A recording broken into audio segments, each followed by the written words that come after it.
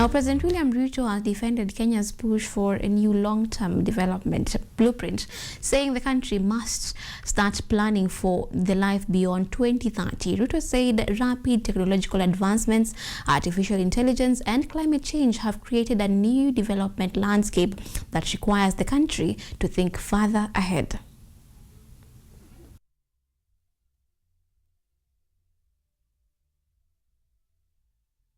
Today at the Kenyatta International Convention Center, KICC, President William Ruto made the case for vision at the National Conversation on Kenya's Development Beyond 2030, held today at the Kenyatta International Convention Center, KICC.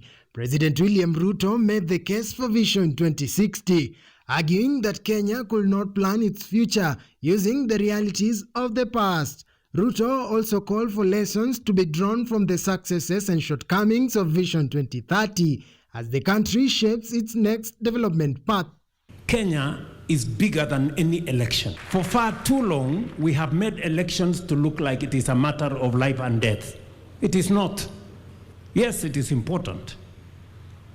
And the reason why we have not achieved some of our targets is because we have made our plans not with the foresight of the future, not thinking about the next generation, but simply thinking about the next election.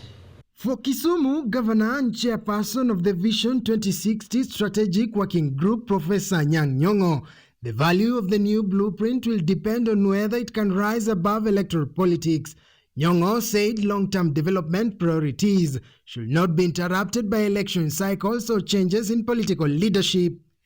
The context in which Kenya operates, both domestically and within the regional and global arena, has changed significantly since the implementation of Vision 2030 began in 2022.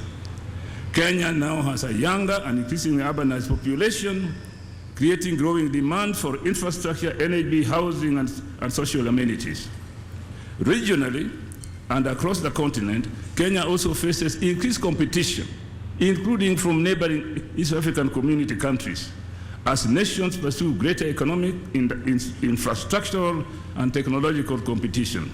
On the political front, ODM leader Senator Oburu Odinga also backed the initiative, describing Vision 2060 as an opportunity to build a long-term national agenda that brings together political interests together. Oburu also hit back at critics of the initiative, arguing that Kenya's development should not be limited by short-term political considerations. Kenya must be competitive. The world is moving so fast, and you cannot sleep and think that you only want to feed your people. Feeding your people is a responsibility of the government, making sure that people are fed. But the government will not do your farming for you. Government can only make your fertilizer cheaper, but farming must be done by us.